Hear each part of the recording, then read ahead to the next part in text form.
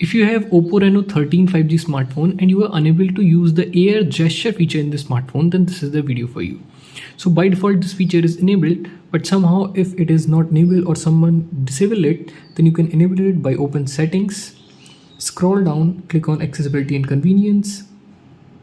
Again scroll down, there you will see the option of gestures and motions. Click on this, there you will see the option of air gestures. Click on this and then enable your air gestures from here.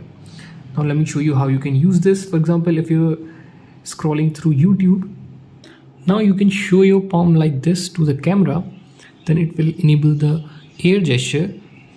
Now if you want to scroll down, then you can swipe down like this.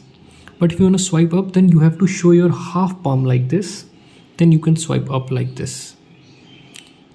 If it's not working, then you can also enable your air gesture from the smart sidebar. You will see the option of air scroll. If you click on this, then it will enable your air gesture.